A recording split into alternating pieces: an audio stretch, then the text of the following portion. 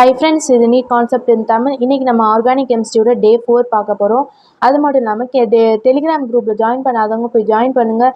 அதில் நம்ம daily notes prepare கொடுக்குறோம். அப்புறம் போல் மூலியமாக இம்பார்ட்டன்ட் கொஸ்டின்ஸ் கேட்குறோம். அப்புறம் எல்லாமே இருக்குது. அதெல்லாம் நீங்கள் போய் ஜாயின் பண்ணிக்கோங்க. அதில் டிஸ்கஷன் குரூப்பும் தனியாக இருக்குது. அப்புறம் நம்ம சேனலில் மறக்காமல் புதுசாக இருந்தால் மறக்காமல் சப்ஸ்கிரைப் பண்ணுங்கள். அப்போ தான் நான் போடுற வீடியோ டெய்லி உங்களுக்கு நோட்டிஃபிகேஷனில் வரும். ஓகே, ஸ்டார்ட் பண்ணலாம். இன்றைக்கி அடிஷன் ஆஃப் இப்போ எலக்ட்ரோஃபிலிக் அடிஷன் ரியாக்ஷன்னா என்னென்னு பார்த்தாச்சு. அங்கே ஆல்கீன் இல்லை ஆல்கைன் அங்கே ப்ரெசென்ட் ஆச்சுன்னா அங்கே எலக்ட்ரோஃபிலிக் அடிஷன் ரியாக்ஷன் நடக்கும். ஓகே, அங்கே இப்போ நம்மளுக்கு நடுவில் ரீஏஜன் கான்சன்ட்ரேஷன் சல்ஃபியூரிக் ஆசிட் H2SO4 இங்கே ப்ரெசென்ட் ஆச்சுன்னா அங்கே எப்படி ரியாக்ஷன் நடக்கும் அப்படின்னு பார்க்க போகிறோம். ஓகே, இப்போ நம்ம ஸ்ட்ரெயிட்டாக ரியாக்ஷன் ஆன்சர் எழுதணும்னா இப்போ இந்த இது பிரேக் ஆகி இதை நம்ம பிரிக்கன்னு சொன்னோம்ல. இது எப்படி பிரிக்கலாம்? H+HSO4 மைனஸ்ன்னு பிரிக்கலாம். ஓகே, அப்படி பிரிச்சுது அதை எங்கே மார்க்கோனிக் ரூல்ஸ் ஃபாலோ ஆகுதா, ஆன்டி மார்க்கோனிக்கோஸ் ரூல் ஃபாலோ ஆகுதான்னு பார்த்துட்டு இது என்ன பண்ணணும்னா மார்க்கோனிக்கோஸ் ரூல் ஃபாலோ பண்ணோன்னே இது மார்க்கோனிக்கோஸ் ரூல்னால் என்ன? எங்கே ஹைட்ரஜன் அதிகமாக இருக்கோ அங்கே போய் ஹைட்ரஜன் போய் ஆட் ஆகும். எங்கே ஹைட்ரஜன் கம்மியாக இருக்கோ அங்கே போய் பேலன்ஸில் உள்ள நெகட்டிவ் சார்ஜ் போய் ஆட் ஆகும் நம்ம பார்த்தோம். அப்படி ஆட் ஆகி நம்மளுக்கு ஆல்கைல் ஹைட்ரஜன் சல்ஃபேட் நம்மளுக்கு ஆன்சராக கிடைக்கும், ப்ராடக்டாக கிடைக்கும். இதோட மெக்கானிசம் என்னன்னு பார்த்தீங்கன்னா ஃபஸ்ட்டு சல்ஃபியூரிக் ஆசிடோட ஸ்ட்ரக்சர் இப்படி தான் இருக்கும். இப்படி இருக்கிறதுல ஒரு ஹைட்ரஜன் நம்ம பிரேக் பண்ணி H+ அதுக்கடுத்து மைனஸ் இப்படி கிடச்சிச்சு. இப்போ ஃபஸ்ட்டு H+ மட்டும் வச்சு ஒரு கார்போகேட்டையன் நம்மளுக்கு இன்டர்மீடியட் கிடைக்குது. இன்டர்மீடியட் ஃபஸ்ட் நம்ம ஹைட்ரஜன் போய் ஆட் ஆனோன்னே எங்கே இன்டர்மீடியட் எங்கே கார்போகேட்டையானோட வேல்யூ ஹையாக இருக்கோ, ஸ்டேபிளாக இருக்கோ, அதாவது ஹைப்பர் கான்ஜுகேஷன் மூலியமாக இல்லை ரெசோனன்ஸ் மூலியமாக எது மூலியமாக பார்த்து இங்கே ஆல்ஃபா ஹைட்ரஜன் பார்த்துருக்கோம். இங்கே நடுவில் கார்போகேட்டையான்ஸ் 6 ஆல்ஃபா ஹைட்ரஜன் இருக்குது. இங்கே பார்த்தீங்கன்னா 2 ஆல்ஃபா ஹைட்ரஜன் இருக்குது. ஆனால் ஆல்ஃபா ஹைட்ரஜன் இங்கே அதிகமாக இருக்கான்னா கார்போகேட்டையான் இங்கே ஸ்டேபிளாக இருக்கும். ஸ்டேபிளாக இருந்தோன்னே இங்கே போய் நீங்கள் நெகட்டிவ் சார்ஜ் பேலன்ஸில் உள்ள நெகட்டிவ் சார்ஜ் போய் இங்கே அட்டாச் ஆகி நம்மளுக்கு இப்படி ஒரு சொல்யூஷன் கிடைக்கும். அதுதான் ஆல்கைல் ஹைட்ரஜன் சல்ஃபேட். ஓகே, இது என்ன பண்ணணும்னு சொன்னாங்க? மார்க்கோனிக்கோஸ் ரூலை ஃபாலோ பண்ணும். அப்புறம் இந்த ரியாக்ஷன் எதுக்கு நம்ம யூஸ் ஆகும்னா ஆல்கைன் ரெண்டுமே ப்ரெசென்ட் ஆகிருக்கும் போது அதை பிரிக்கிறதுக்கு இந்த ரியாக்ஷன் யூஸ் ஆகும். Reaction is used in separation of alkene and alkyne. Alkyne react sulphuric ஆசிடோட ரியாக்ட் ஆகி அது சால்யுபிள் ஆயிரும். ஆனால் ஆல்கைன் ரியாக்ட் ஆகாது, அப்படியே ரிமைன்ஸ் சேம். ஓகே, அதுதான் பார்க்குறோம். அது மூலியமாகவே நம்மளுக்கு தெரியும்ல, மிக்ஸ் ஆச்சுன்னா அது ஆல்கின், மிக்ஸ் ஆகாமல் அப்படியே இருந்துச்சா அது ஆல்கைன். இது எந்த மெத்தடை வச்சு நம்ம இது பண்ணலாம், கண்டுபிடிக்கலாம்? Addition of concentrated sulphuric acid. இது என்ன ஃபாலோ பண்ணும்? மார்க்கோனிக்கோஸ் ரூல் ஃபாலோ ஆகும். ஓகே, அதுக்கடுத்து இப்போ ஹைட்ராக்சிலேஷன் எடுத்துக்கிட்டோம்னா ஹைட்ராக்சி அது மாதிரி தான் OH குரூப் ஆட் ஆகுது. இங்கே 2 OH குரூப் ஆட் ஆகுது. ஆட் ஆகும்போது நம்மளுக்கு சின் அடிஷன் 2 கிடைக்குது, ஆன்டி அடிஷன் கிடைக்குது. சின் அடிஷன்னா ரெண்டுமே ஒரே பிளானரில் இருக்கும், ஆன்டி அடிஷன்னா ஆப்போசிட் பிளானரில் போய் அட்டாச் ஆகும். ஓகே, அதுதான் இங்கே ரெண்டுமே OH தான். ஓகே, இங்கே 2 ரீஏஜென்ட் வந்தால் இங்கே சின் அடிஷன் வரும். இங்கே 2 ரீஏஜென்ட் ஆன்டி அடிஷன் நடக்கும். என்னென்ன ரீஏஜென்ட் பார்த்தோம்னா பேஸ் ரீஏஜென்ட், அதாவது கோல்டு ஆல்கலின் KMnO4 இது பிங்க் கலரில் இருக்கும். ஓகே, அதுக்கடுத்து OSO4 + Na2SO4 இது 2 சின் அடிஷன் ப்ராடக்ட் கிடைக்கிற ரீஏஜென்ட். இது ஆன்டி அடிஷன் கிடைக்கிற ரீஏஜென்ட் பார்த்தோம்னா Ag2O + H2O, அதுக்கடுத்து பெர் ஆசிட் + H2O. ஓகே, பெராக்சைடுன்னு வச்சுக்கோங்களேன். இப்போ இதுவும் பெராக்சைடு, இதுவும் பெராக்சைடு. இது மெட்டாக்ளோரோ பென்சாயிக் ஆசிட். இது இம்பார்ட்டண்டாக ரிப்பீட்டடாக கேட்குறது, அதனால இது ப்ரெசென்ட் ஆகும். மோஸ்ட்லி பார்த்துக்கோங்க. இங்கே இப்படி இந்த ரீஏஜென்ட்னா ப்ரெசென்ட் ஆயிடுச்சுன்னா அங்கே ஆன்டி அடிஷன் சின் அடிஷன் நடக்கும். இப்போ பார்த்தோம்னா இது நம்மளுக்கு ஆல்கின் ப்ரெசென்ட் ஆகிருக்கு. அப்புறம் இங்கே எலக்ட்ரோஃபிலிக் அடிஷன் ரியாக்ஷன் நடக்கும். அங்கே பார்க்கும்போது இங்கே 2 ரீஏஜென்ட், இந்த ரீஏஜென்ட் 2 ப்ரெசென்ட் ஆகிடுச்சுன்னா ஒரே பிளேனாரில் இருக்கும். அதாவது ரெண்டுமே ரெண்டு OH போய் ஜாயின் ஆகும். ஆனால் சின் அடிஷன் ஒரே பிளேனாரில். இந்த ரீஏஜென்ட் ப்ரெசென்ட் ஆகிடுச்சுன்னா metachloro benzoic acid + water H2O present ஆகிருக்கு. Ag2O + H2O ப்ரெசென்ட் ஆகிருக்கு. இங்கே ரெண்டுமே OH, ஆனால் இது ஒரு அப்வர்ட் டவுன்வர்ட்னு 2 பிளேனாரில் போய் அட்டாச் ஆகும். ஓகே, இது ஆன்டி அடிஷன். ஓகே, ஆன்டி அடிஷன்னா நமக்கு தெரியும் நெகட்டிவ் ஃபார்ம் ஆகும். இங்கே பார்த்தோன்னா இது பாருங்கள், ட்ரான்ஸ்னா என்ன? முன்னாடி நான் இப்போ மேத்தமெட்டிக்ஸ் ட்ரிக் மாதிரி கொடுத்துருப்பேன் முன்னாடி. இப்போ பார்த்தோம்னா இங்கே வந்து இப்படி ப்ரெசென்ட் ஆகிருக்கு. இது ஹச் ஆப்போசிட், மெத்தைன் குரூப் வந்து ஆப்போசிட். அப்போனா இது வந்து ஆப்போசிட்டில் இருந்தால் ட்ரான்ஸ்லாம் நெகட்டிவ். இங்கே பார்த்தோம்னா இது ஆன்டி அடிஷன் கிடைக்கிற இது ரியேஜென்ட். அப்போனா இது வந்து ஆன்டி அடிஷன்னா அதுவும் நெகட்டிவ். நம்மளுக்கு நெகட்டிவ் அண்ட் நெகட்டிவ் நம்மளுக்கு ப்ளஸ்ஸு கிடைக்கும். ப்ளஸ்ஸுங்கிறது நம்மளுக்கு வந்து சேம் சைடில் கிடைக்கிறது சிஸ் வந்து ஃபார்ம் கிடைக்கும். அதான் OH வந்து ரெண்டுமே சேம் சைடில் போய் அட்டாச் ஆகிக்கிறோம். அதுதான் ப்ராடக்ட். இப்போ வந்து பேஸ் டெஸ்ட்னா KMNO4 அது சொன்னோம்ல, அது பிங்க் கலரில் இருக்கும். அதை வச்சு நம்ம என்ன பண்ணலாம்னா டபுள் பாண்ட் இல்லை ட்ரிபிள் பாண்ட் வந்து இந்த டெஸ்ட்டு கொடுக்கும். ஓகே, இந்த டெஸ்ட்டில் என்ன ஆகும்னா எப்படி வந்து இந்த ஆல்கின் ப்ரெசென்ட் ஆகிருக்கு ஆல்கைன் ப்ரெசென்ட் ஆகிருக்குன்னு நம்ம கண்டுபிடிப்போம்னா இதில் KMNO4 வந்து நம்ம என்ன சொன்னோம் பிங்க் கலரில் இருக்கும், அது ப்ரௌன் கலரில் மாறும். உங்களுக்கு லேப்லலாம் கூட்டிகிட்டு போயிருந்தாங்கன்னா உங்களுக்கு நல்லா தெரியும். ஓகே, லேப்லாம் கூட்டிகிட்டு போயிருந்தாங்கன்னா உங்களுக்கு தெரியும் டபுள் ட்ரிபிள் பாண்ட் ப்ரெசென்ட் ஆகிடுச்சுன்னா அது வந்து பேஸ் டெஸ்ட்டு கொடுக்கும். பேஸ் டெஸ்ட்டில் வந்து எப்படி கண்டுபிடிக்கணும்னா பிங்க் கலராக இருக்க KMNO4 வந்து ப்ரௌன் கலராக மாறும். இது வந்து அன்சாச்சுரேட்டட் டெஸ்ட்டில் இது ஒரு டைப் ஆஃப். என்னென்ன அன்சாச்சுரேட்டட் டெஸ்ட்னா பேஸ் டெஸ்ட்டும் ப்ரோமின் வாட்டர் டெஸ்ட்டும் ரெண்டுமே அன்சாச்சுரேட்டட் டெஸ்ட்டு. இப்போ ஃப்ரீ ரேடிக்கல் அடிஷன் ரியாக்ஷன் அதை FR போட்டாச்சு. இப்போ ஃப்ரீ ரேடிக்கல்னால் வந்து நம்மளுக்கு வந்து இந்த சிம்பிளில் சொல்லுவோம். ஓகே, ரேடிக்கலை.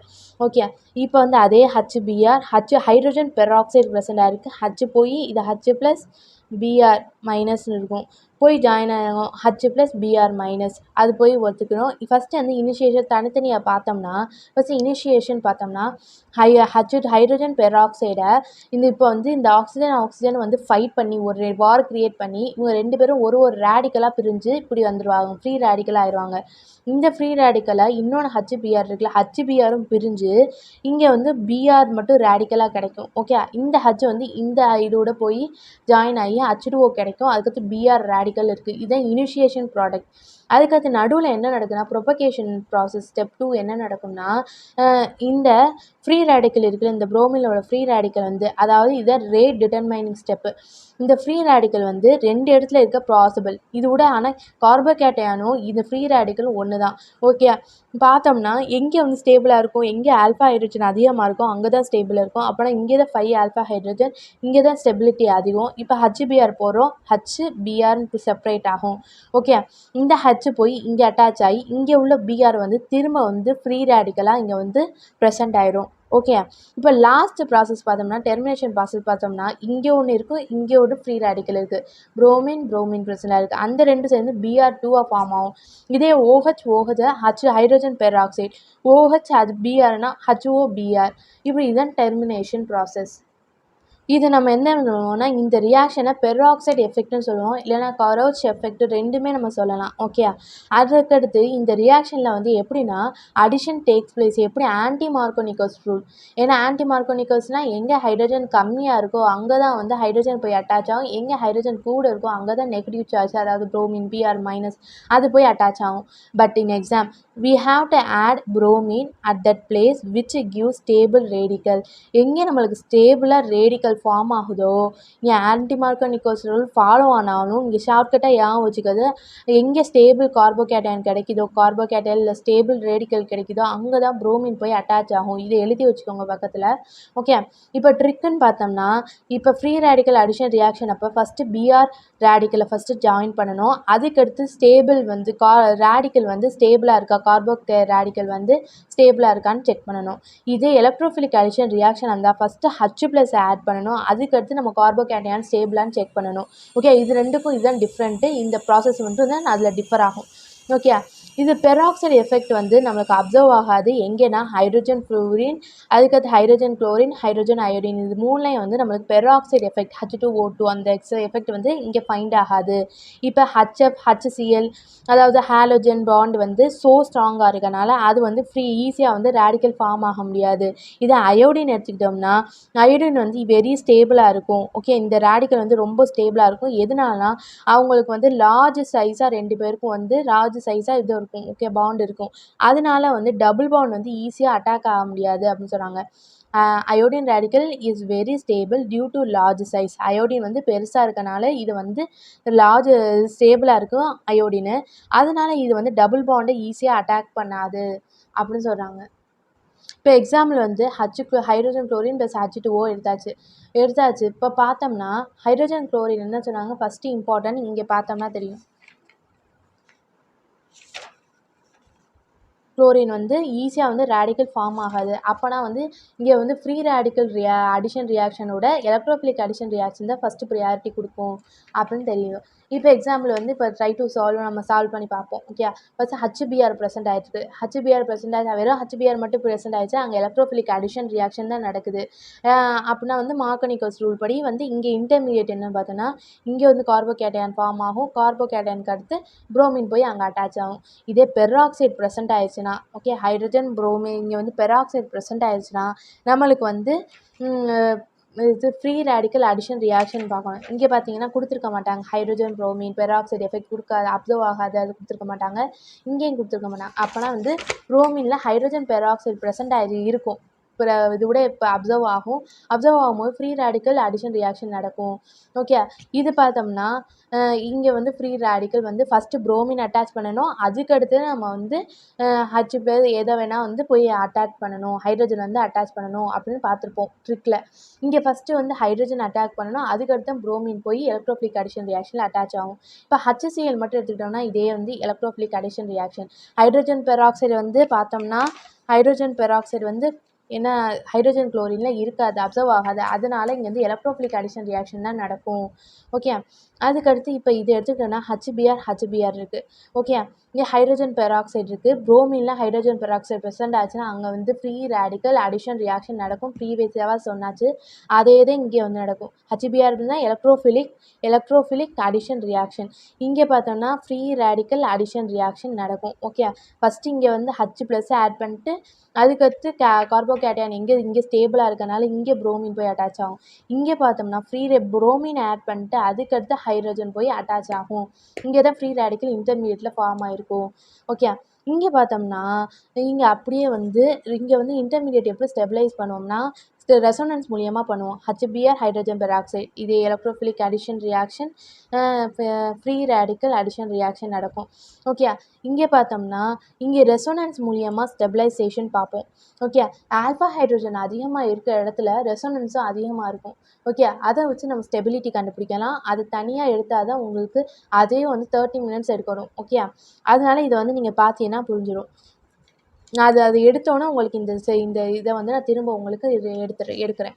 ஓகே, அதுக்கடுத்து இப்போ நியூக்ளியோஃபிலிக் அடிஷன் ரியாக்ஷனுக்கு போயிட்டோம்னா எலக்ட்ரோஃபிலிக் அடிஷன் ரியாக்ஷன் நம்ம எல்லாமே முடிச்சாச்சு. இப்போ நீங்கள் வந்து எலக்ட்ரோஃபிலிக் அடிஷன் ரியாக்ஷனில் நம்ம போட்ட ரியேஜெண்ட்டை வச்சு நீங்கள் எல்லாமே சால்வ் பண்ணி பாருங்கள். நிறையா காம்பவுண்ட் எடுத்து அதை ட்ரை பண்ணுங்கள். நீங்கள் கேட்டிங்க இது மட்டும் நீங்கள் எடுக்கிறது மட்டும் போதுமாக்கான்னு கேட்டால் நான் எடுக்கிற கான்செப்ட் வந்து எல்லாமே வந்து இம்பார்ட்டன்ட், எல்லாமே முடிச்சா 95% வந்து எல்லாமே முடிச்சிடுவேன். ஓகே, ஆர்கானிக் கெமிஸ்ட்ரியில் இதே நீங்கள் என்ன பண்ணணும்னா ப்ரீவியஸ் இயர் கொஸ்டினும் அப்புறம் வந்து நீங்கள் நிறைய MCQ சால்வ் பண்ண தான் உங்களுக்கு தரவாகும். அந்த இடத்துல நீங்கள் எப்படி உடனே வந்து உங்களுக்கு 1 மினிட் தான் நம்மளுக்கு வந்து அங்கே எக்ஸாமில் வந்து டைமு ஒரு கொஸ்டின் சால்வ் பண்ண. அந்த இன்ஸ்டண்ட்டாக நம்மளுக்கு ஆன்சர் கண்டுபிடிக்கிறதுக்கு நம்மளுக்கு அந்த practice make a man perfect மாதிரி தான். ஓகே, அந்த இடத்துல வந்து ப்ராக்டிஸ் பண்ணணும். ஓகே, இப்போ வந்து நியூக்ளியோஃபிலிக் அடிஷன் ரியாக்ஷன் இது வந்து என்னென்னா கார்போனில் காம்பவுண்ட் ஆல்டிஹைட் இல்லை கீட்டோன் எது ப்ரெசென்ட் ஆயிருந்தாலும் அங்கே நியூக்ளியோஃபிலிக் அடிஷன் ரியாக்ஷன் இருக்கும். ஆல்கீன் இல்லை ஆல்கைன் ப்ரெசென்ட் ஆயிருந்தால் அப்படி கீட்டோன் ப்ரெசென்ட் ஆயிருக்கு. அப்போனா இங்கே எலக்ட்ரோஃபிலிக் அடிஷன் ரியாக்ஷன் நடக்கும். ஃபஸ்ட்டு வந்து இங்கே பார்த்தோம்னா இப்படி போய் அட்டாச் ஆகும். இது வந்து 2 பண்ணு நியூக்ளியோஃபில் ஒன்றா போய் எலக்ட்ரோஃபில் தனியாக போய் அட்டாக் ஆகும். ஓகே, இப்போ ஃபஸ்ட்டு நம்ம பார்த்தோம்னா மெக்கானிசம் பார்த்தோம்னா ஃபஸ்ட்டு கீட்டோன் நம்ம எடுத்தாச்சு. பார்ஷியல் நெகட்டிவ் ஆக்சிஜன் தான் வந்து எலக்ட்ரோநெகட்டிவிட்டி அதிகம்னால இது பார்ஷியல் நெகட்டிவ், இது பார்ஷியல் பாசிட்டிவாக இருக்குது. இப்போ நியூக்ளியோஃபிலிக் வந்து rate determining step nucleophilic add பண்ணுற இடத்துல. ஓகே, இங்கே வந்து என்ன பண்ணணும்னா இது பிரேக் ஆகி ஒன்று வந்து நியூக்ளியோஃபிலிக் போய் இங்கே ஒன்று ஆட் ஆகும், இன்னொன்று வந்து நெகட்டிவாக மாறும். இது வந்து sp3 டெட்ராஹெட்ரல் ஸ்ட்ரக்சர் நம்மளுக்கு ஃபார்ம் ஆகிருக்குது. இது இன்டர்மீடியட்டாக நம்மளுக்கு கிடைக்கும். sp3 டெட்ராஹெட்ரல் ஸ்ட்ரக்சர் நம்மளுக்கு வந்து கிடைக்குது. இப்போ எலக்ட்ரோஃபிலுக்கு வந்து அதுக்கடுத்து ஆட் பண்ணும்போது இந்த நெகட்டிவ் சார்ஜில் பாசிட்டிவ் சார்ஜ் போய் அட்டாச் ஆகி இந்த ப்ராடக்ட் நம்மளுக்கு கிடைக்கும். இப்போ rate of nucleophilic addition reaction எடுத்துக்கிட்டோம்னா அது வந்து டேரெக்டாக வந்து எங்கே வந்து ஸ்டெரிக் க்ரௌடிங் வந்து கம்மியாக இருக்கோ அங்கே தான் வந்து rate of nucleophilic addition reaction வந்து அதிகமாக இருக்கும். ஓகே, அதாவது பாசிட்டிவ் சார்ஜ் பக்கம் மோஸ்ட்லி வந்து அங்கே அதிகமாக இருக்கும். இப்போ ட்ரிக்கு பார்க்கணும். ஏன்னா நியூக்ளியோஃபிலிக் அடிஷன் ரியாக்ஷன் வந்து ரேட் ஆர்டர் பார்த்தோம்னா இதை ஞாபகம் வச்சுக்கோங்க. அலிஃபேட்டிக் ஆல்டிஹைடுக்கு வந்து மோராக இருக்கும். அதுக்கடுத்து அரோமேட்டிக் ஆல்டிஹைட், அதுக்கடுத்து அலிஃபேட்டிக், அதுக்கடுத்து அரோமேட்டிக் கீட்டோன். ஓகே, இது 2 கீட்டோன், இது 2 ஆல்டிஹைட். இதோட ஆர்டர் பார்க்கும்போது இங்கே பார்த்தீங்கன்னா நம்மளுக்கு வந்து ஆல்டிஹைட் இருக்குது, இதுவும் ஆல்டிஹைட், இது பார்த்தோம்னா கீட்டோன். இப்போ இதுபடி அரேஞ்ச் பண்ணுவோம். ஓகே, அரேஞ்ச் பண்ணும்போது இது 2 தான் ஃபஸ்ட்டு வரும். ஓகே, அதுக்கடுத்து இது வரும். இது இது அலிஃபேட்டிக் கீட்டோன், இது அலிஃபேட்டிக் ஆல்டிஹைட் 2ம். ஓகே, இது பார்க்கும்போது இது எதுக்கு வந்து பார்ஷியல் பாசிட்டிவ் அதிகமாக இருக்குன்னு பார்ப்போம். ஓகே, இது வந்து பார்ஷியல் நெகட்டிவாக இருக்கும், இதுவும் பார்ஷியல் நெகட்டிவாக இருக்கும். அதுக்கடுத்து இது பார்ஷியல் பாசிட்டிவாக இருக்கும். ஓகே, இது பார்ஷியல் பாசிட்டிவாக இருக்கும், இங்கே வந்து பார்ஷியல் பாசிட்டிவ், இப்படி போகும். ஓகே, இப்படி போகும்போது இதோட கம்பேர் பண்ணும்போது இதுக்கு தான் நம்மளுக்கு வந்து இந்த கார்பனுக்கு தான் பார்ஷியல் பாசிட்டிவ் வந்து ஷேர் பண்ணாமல் இருக்குது. அதனால இதுதான் வந்து ஃபஸ்ட்டு மோர் பார்ஷியல் பாசிட்டிவ் சார்ஜ் வச்சுருக்கனால பி, அதுக்கடுத்து ஏ, அதுக்கடுத்து சி. ஓகே, அடுத்தது வந்து உங்களுக்கு வந்து ட்ரை யுவர் செல்ஃப் கொஸ்டின். இது நீங்கள் ட்ரை பண்ணுங்கள், நாளைக்கு இதோட சொல்யூஷன் கண்டுபிடிங்க. அலிஃபேட்டிக்னா வந்து இது பார்த்தீங்கன்னா அலிஃபேட்டிக். இதே நம்மளுக்கு வந்து இது சைக்ளோ அது வந்துருச்சுன்னா பென்சின் அதுனா வந்துச்சுன்னா அரோமேட்டிக் அது மாதிரி வரும். ஓகே, மறக்காமல் இந்த சேனல் புதுசாக இருந்தால் சப்ஸ்கிரைப் பண்ணுங்கள், டெலிகிராமில் போய் ஜாயின் பண்ணுங்கள், உங்கள் ஃப்ரெண்ட்ஸ்க்கு ஷேர் பண்ணுங்கள். தேங்க்ஸ் ஃபார் வாட்சிங்.